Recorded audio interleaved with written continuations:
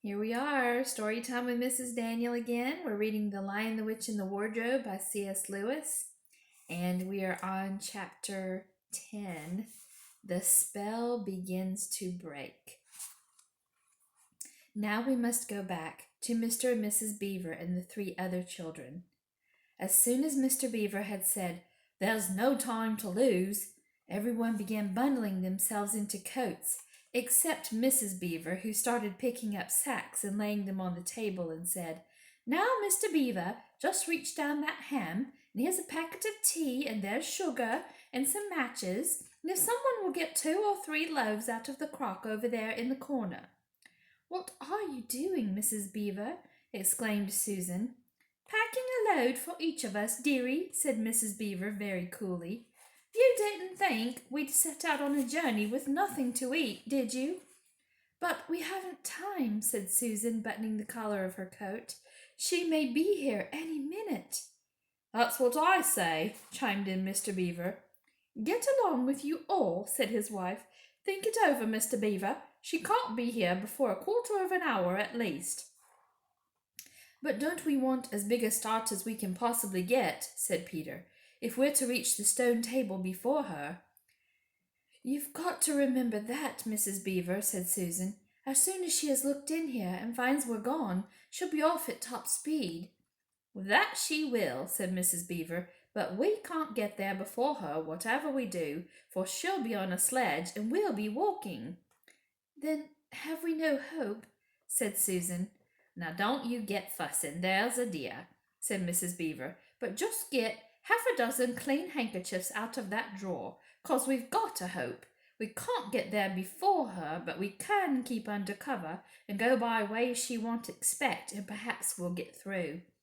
"That's true enough, Mrs. Beaver," said her husband, "but it's time we were out of this." "And don't you start fussing either, Mr. Beaver," said his wife.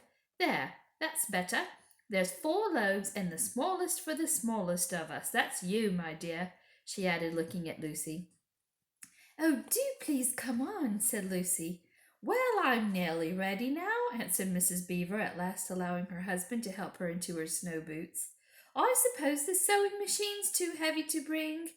"Yes, it is," said Mr. Beaver. "A great deal too heavy. And you don't think you'd be able to use it while we're on the run, I suppose?" "I can't abide the thought of that witch fiddling with it," said Mrs. Beaver, "and breaking it or stealing it as likely as not." "Oh, please, please, please do hurry," said the 3 children, and so at last they all got outside, and Mr. Beaver locked the door. "It'll delay her a bit," he said, and they set off, all carrying their loads over their shoulders. The snow had stopped and the moon had come out when they began their journey. They went in single file, first Mr. Beaver, then Lucy, then Peter, then Susan, and Mrs. Beaver last of all. Mr. Beaver led them across the dam and onto the right bank of the river, and then along a very rough sort of path among the trees, right down by the river bank. The sides of the valley, shining in the moonlight, towered up far above them on either hand. "Best keep down here as much as possible," he said. "Shall have to keep to the top, for you couldn't bring a sledge down here." It would have been a pretty enough scene to look at it through a window from a comfortable armchair, and even as things were, Lucy enjoyed it at first.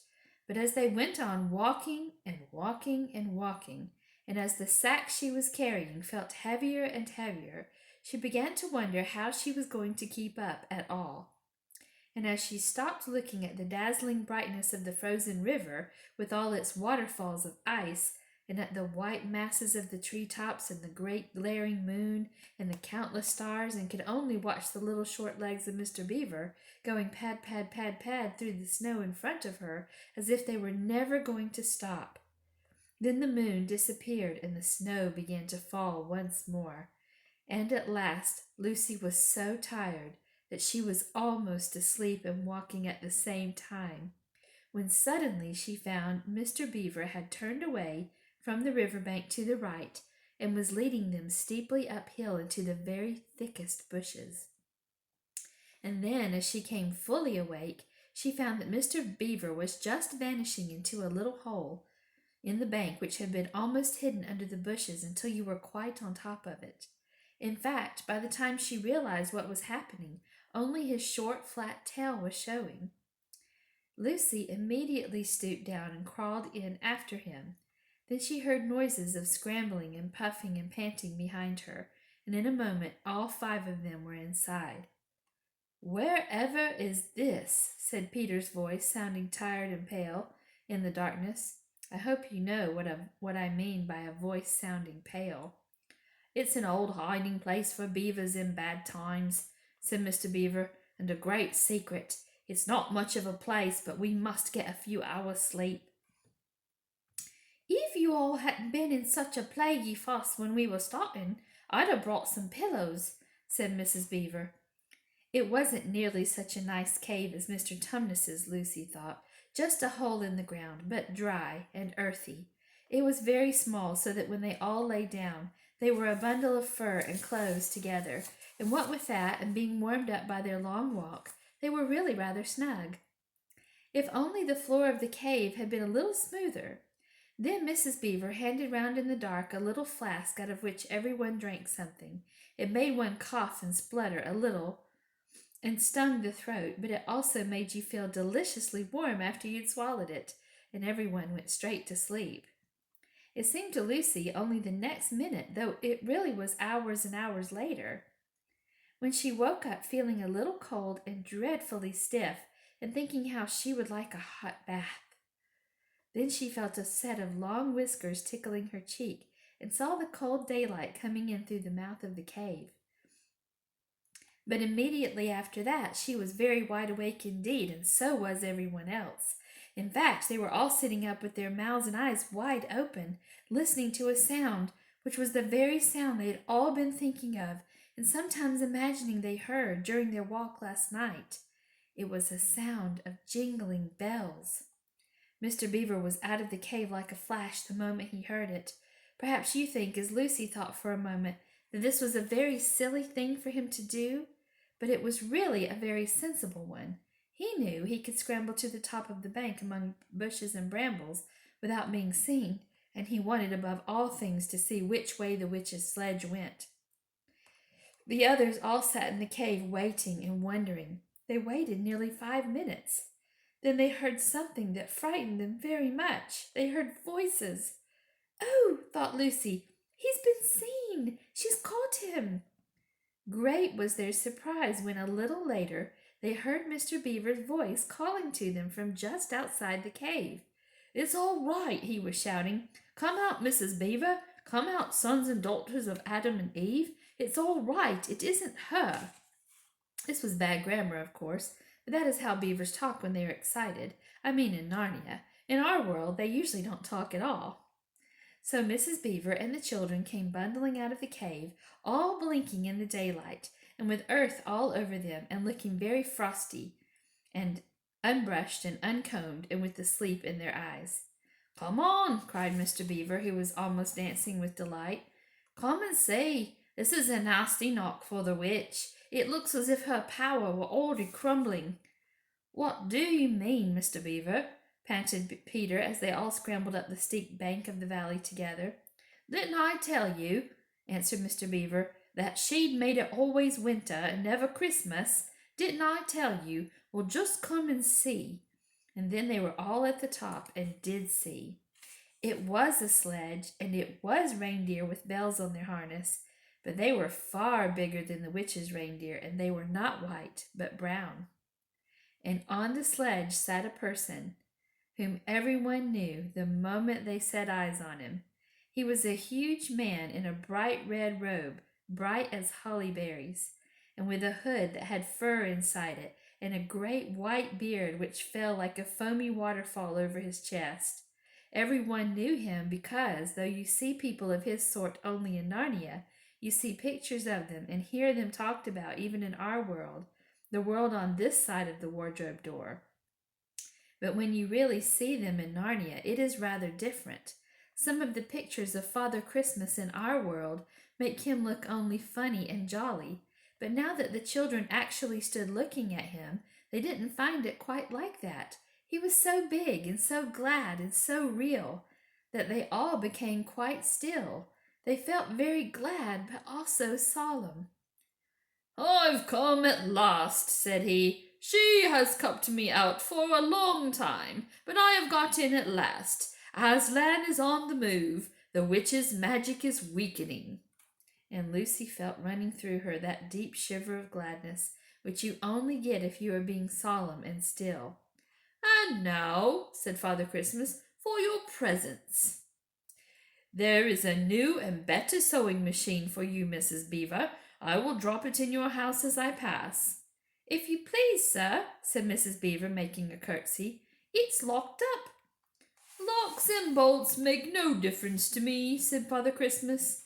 "And as for you, Mr. Beaver, when you get home you will find your dam finished and mended, and all the leaks stopped and a new sluice gate fitted."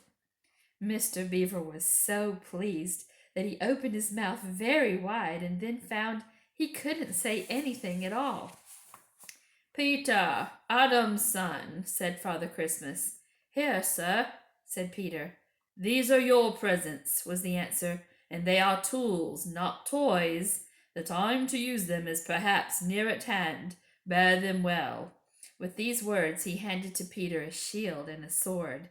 The shield was the color of silver, and across it there ramped a red lion, as bright as a ripe strawberry at the moment when you pick it. The hilt of the sword was of gold, and it had a sheath and a sword belt and everything it needed, and it was just the right size and weight for Peter to use. Peter was silent and solemn as he received these gifts, for he felt they were a very serious kind of present. "Susan, Eve's daughter," said Father Christmas, "these are for you." And he handed her a bow and a quiver full of arrows and a little ivory horn. "You must use the bow only in great need," he said, "for I do not mean you to fight in the battle. It does not easily miss, and when you put this horn to your lips and blow it, then wherever you are, I think help of some kind will come to you." Last of all he said, "Lucy, Eve's daughter," and Lucy came forward. He gave her a little bottle of what looked like glass, but people said afterwards that it was made of diamond, and a small dagger. "In this bottle," he said, "there is a cordial made of the juice of one of the fire flowers that grow in the mountains of the sun. If you or any of your friends are hurt, a few drops of this will restore you, and the dagger is to defend yourself at great need, for you also are not to be in the battle." "Why, sir," said Lucy, I don't know, but I think I could be brave enough." "That is not the point," he said, "but battles are ugly when women fight. And now," here he suddenly looked less grave, "here is something for the moment for you all." And he brought out, I suppose from the big bag at his back, but nobody quite saw him do it, a large tray containing 5 cups and saucers, a bowl of lump sugar, a jug of cream, and a great big teapot all sizzling and piping hot. Then he cried out, "A Merry Christmas! Long live the true King!" and cracked his whip, and he and the reindeer and the sledge and all were out of sight before anyone realized that they had started. Peter had just drawn his sword out of its sheath and was showing it to Mr. Beaver when Mrs. Beaver said, now then, don't stand talking there till the tea's got cold. Just like men, come and help carry the tray down and we'll have breakfast. What a mercy, I thought of bringing the bread knife." So just down the steep bank they went, and back to the cave, and Mr. Beaver cut some of the bread and ham into sandwiches, and Mrs. Beaver poured out the tea, and everyone enjoyed himself. But long before they had finished enjoying themselves, Mr. Beaver said, "Time to be moving on now."